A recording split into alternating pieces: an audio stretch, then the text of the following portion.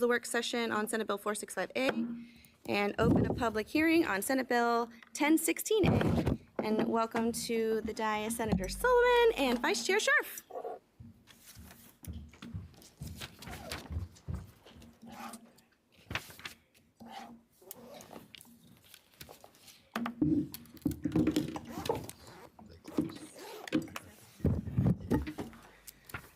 You go first. Welcome. Yeah.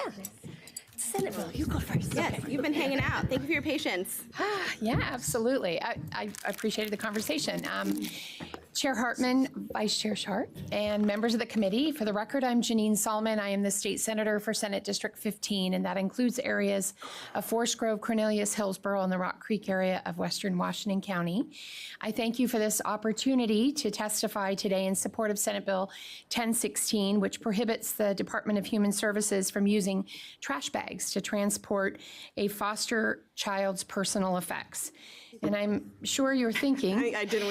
You heard it already. I'm sure you're thinking. Wait a minute.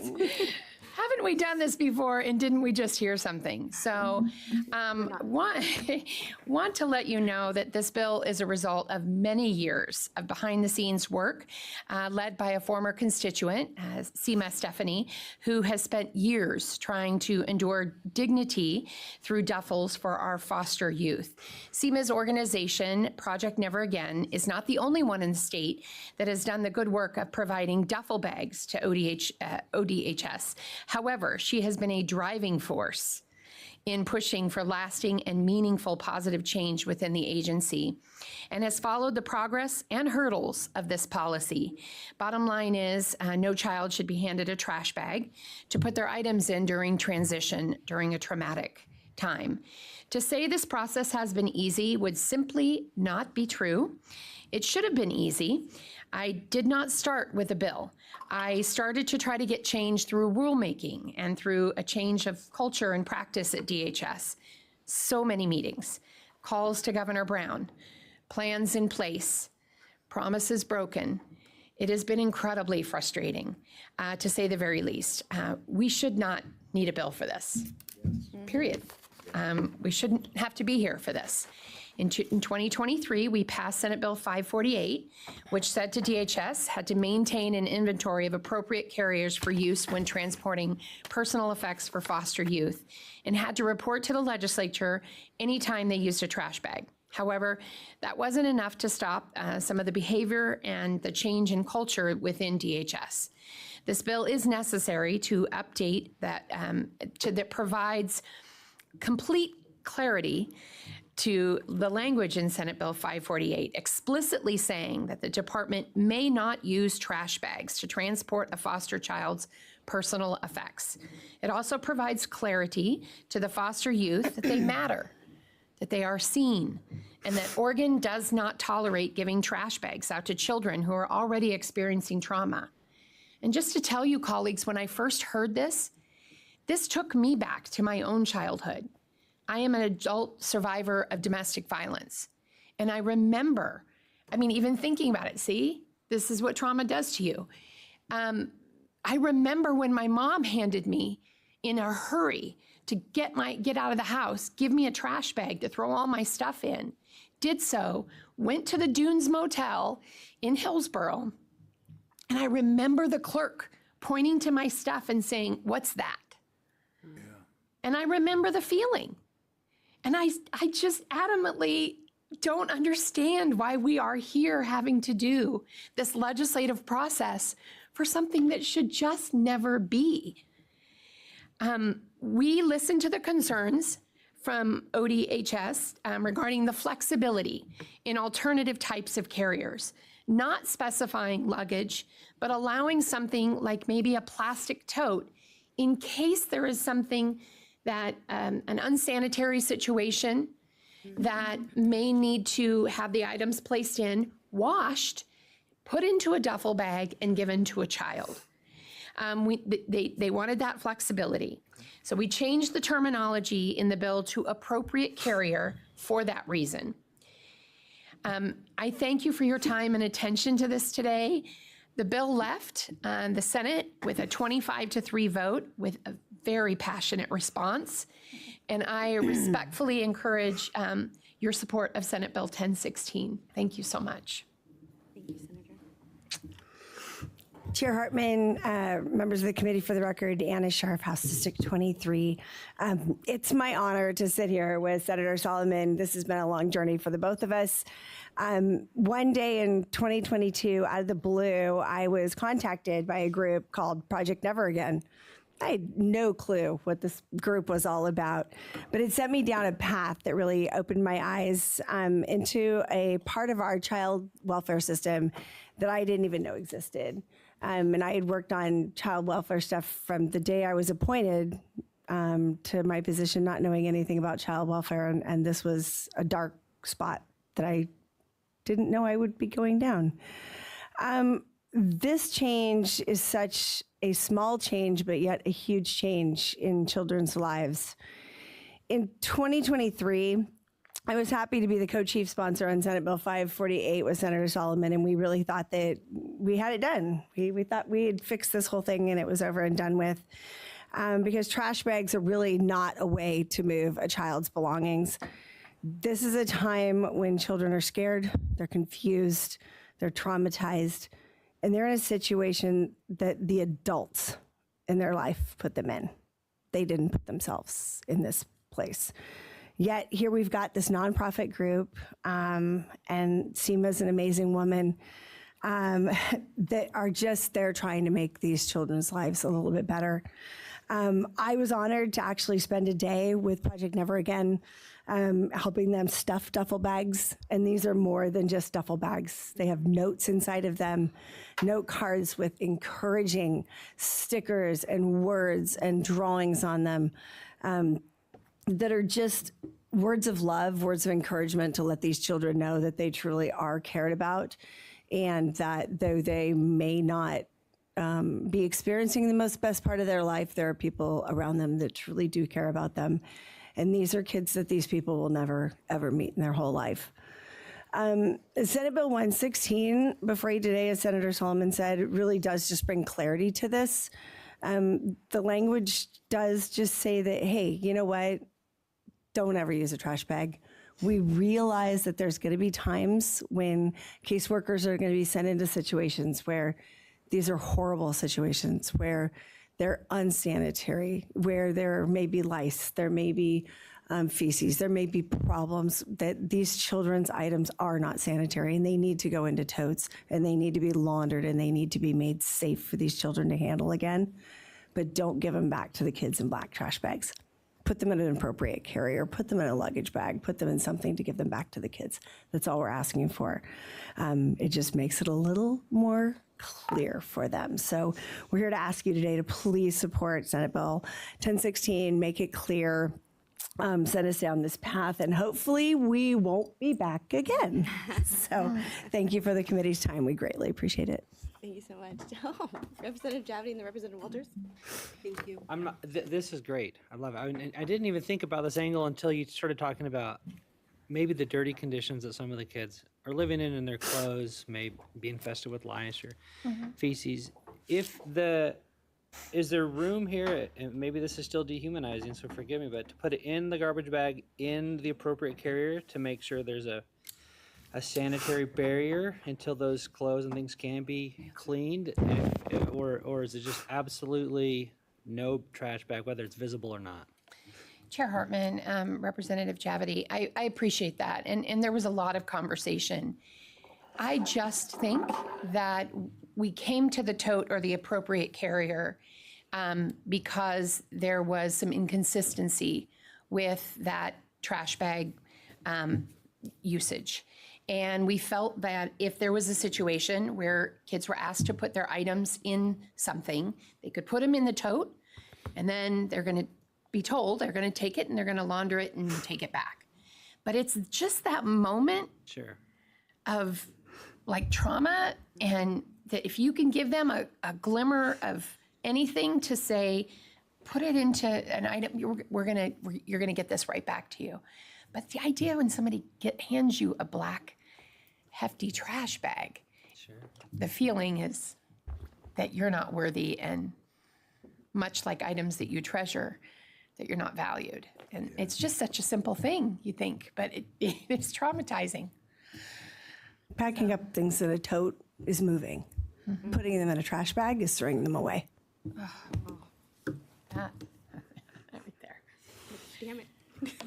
That's it. God, frozen water. That was a good one. Thank you, Chair, and thank you both very much for bringing this forward, and especially Senator Solomon for being so honest and allowing yourself to be vulnerable in this committee. I really hear you. I see you. It's terrific. Thank you so much.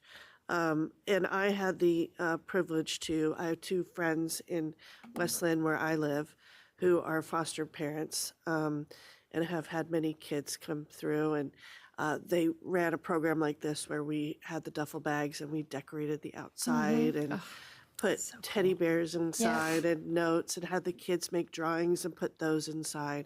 And it was something I never knew was needed, but once we participated, it's like, why would we not do this all the time?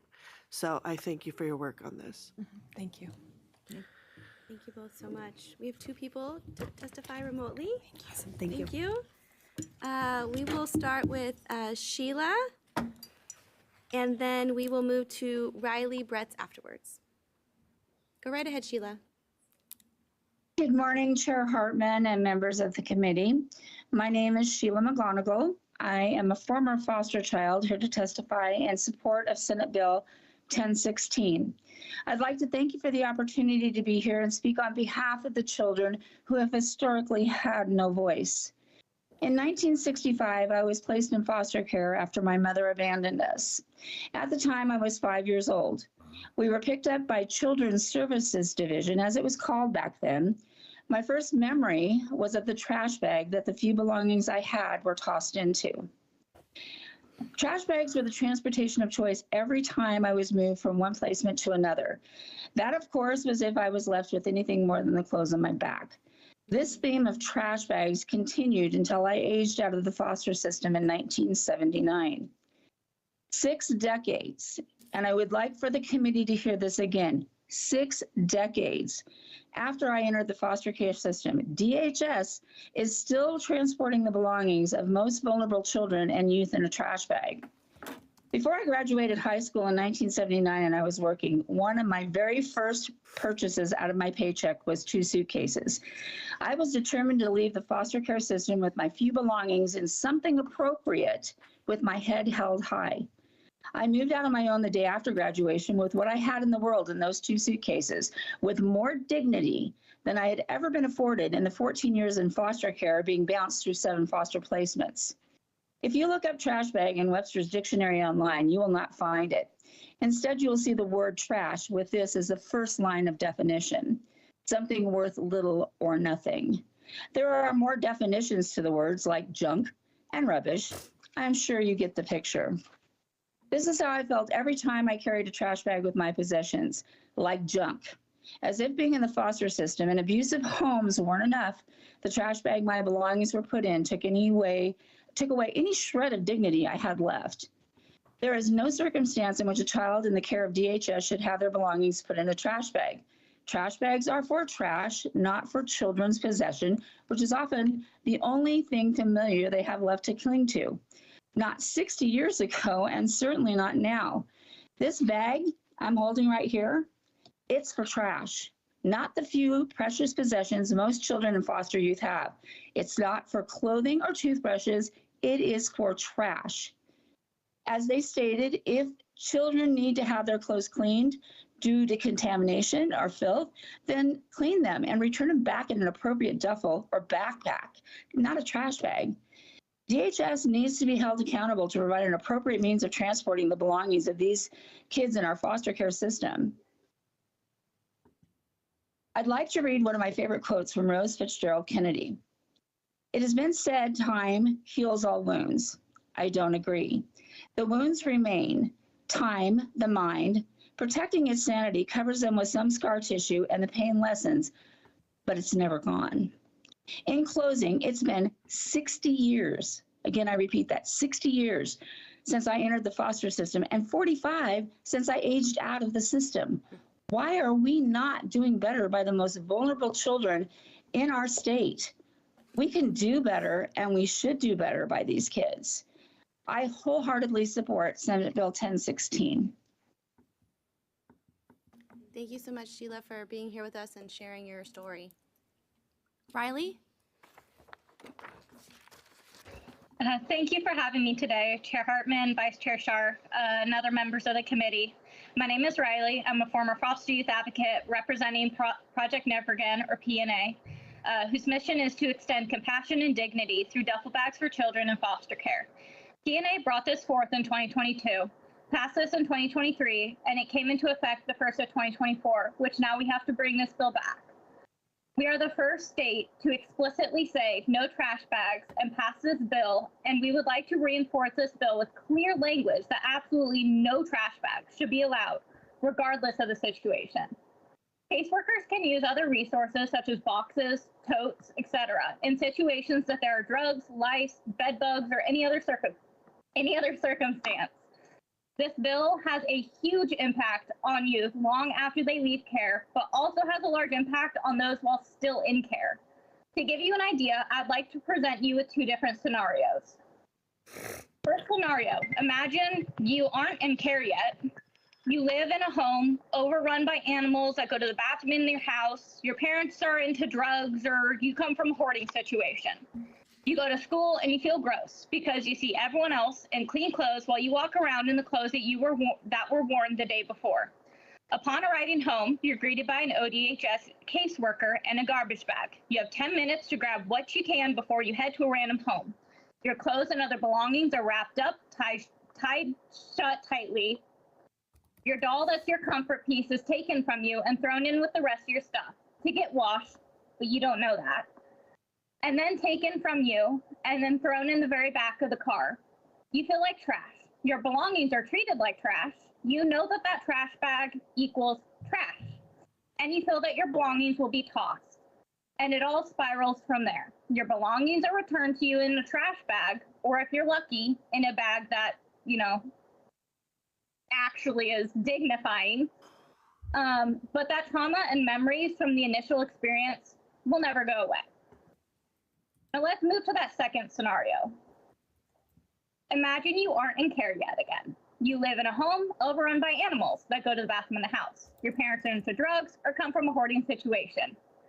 You go to school and feel gross because you see everyone else in clean clothes, while you walk around in clothes that you wore the day before. Upon arriving home, you are greeted by an ODHS caseworker with a plastic tote. You have 10 minutes to grab what you can before heading to a random home.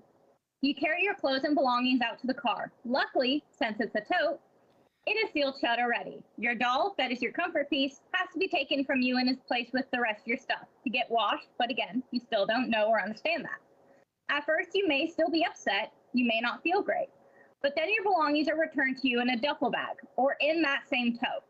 Whatever it may be, the trauma of being removed and placed with a random family may still be there, but the trauma surrounding moving everything you have in a flimsy little trash bag is not. You don't have the negative correlation made with trash bags, and you were treated with dignity. I will never be able to forget my first trash bag. I remember at 12 years old being handed a black trash bag that smelled like lemon and the store's version of fresh laundry. As I looked at the bag, all I could think was, will my books rip this? What if my brother's cologne bottle breaks and ruins everything inside? Can I really leave this behind? Is this the only piece of my brother I have left? Do I have to leave behind that one piece of my brother that I have left? And so much more. The day I was handed the trash bag was the day I lost every last bit of who I once was.